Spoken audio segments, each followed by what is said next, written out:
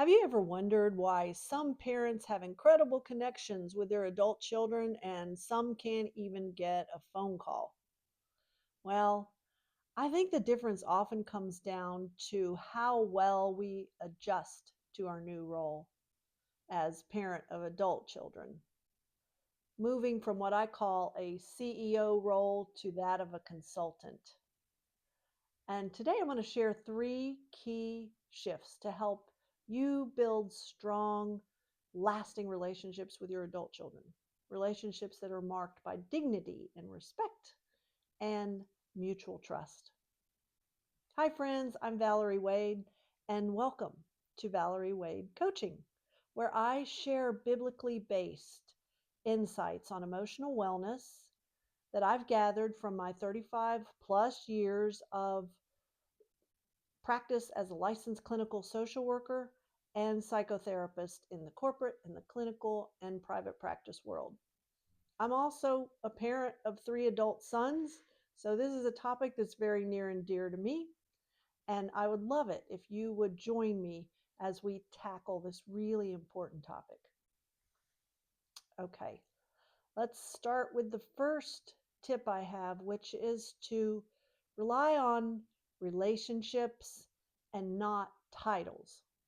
So titles like mom and dad don't automatically create closeness. They identify the role, but they don't define the quality of the relationship. Titles are given, but relationships are earned. And it's really important to remember that as our children transition into adults. What I often found helpful as a parent of younger children was to think long term about the kind of relationship I wanted to have with my children when they reached adulthood, when they turn 18 and they leave the house, or 21 or 25, whatever age you identify that as happening, and then work backward from that vision and let that vision inform my daily interactions with my children. So, for example, if you're like most of us and you want your children to naturally desire to come home and spend time with you, you will prioritize creating a relationship where he can experience encouragement and not constant nagging or criticizing. So that can translate into something like there's the messy bedroom once again staring you in the face, and you got a choice as to whether you start criticizing and nagging or whether you find another way to meet in the middle and get a little bit of what you want while not jeopardizing the long-term quality of the relationship that you're going to have with this child once he becomes an adult. Exodus 20:12 tells us to honor our father and mother, but it doesn't give parents a license to demand obedience from grown children. Respect is earned daily, even within family. Okay, second tip I have is an analogy. And this is the analogy that our role as parents can be likened to transitioning from a CEO role to a consultant role. What I mean is, think about it. Parenting starts with absolute authority. Like a CEO, you're going to make every decision for your newborn and, mostly your young children too. But with every day, with every year, you relinquish more and more of that authority until by the time your children are adults, you should be ready to retire from your CEO position. And then your child gets to decide whether or not to hire you or retain you as a consultant in his life. If you resist this transition, you're going to risk damaging the relationship that you have with him. Healthy parents will release control and embrace influence, gracefully stepping back while still staying available for advice and support. Remember, God calls us to stewardship not ownership. Children, like all blessings, are only entrusted to us for a season.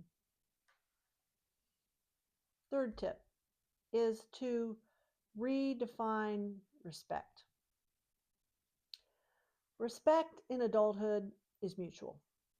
Scripture calls us to treat others, this is from Ephesians 4 1 through 3, in a manner worthy of the calling with which you have been called, with all humility and gentleness, with patience, bearing with one another in love, and being diligent to keep the unity of the Spirit in the bond of peace. It's really good advice, I think, for all of the relationships that we engage in, but especially important to keep in mind when we're trying to navigate our way uh, into the role of parent of an adult child. Remember that language matters. Like any relationship, it can be easy to take it for granted and fall into the trap of relationship laziness, where we just say whatever we want and we just expect our kids to just deal with it because we're mom or we're dad. But language is a really important part of relationship. We have to exercise self-control. We want to avoid cursing at our children or putting guilt trips on them to try to get them to do what we want them to do, uh, or belittling them, or using dismissive, passive aggressive remarks.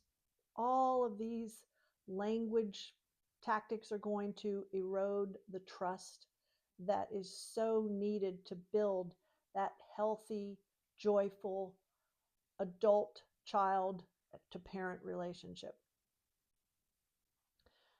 Our adult child may differ in lifestyle or faith or personal choices, but respect will open the door to influence, and disrespect will just slam it shut.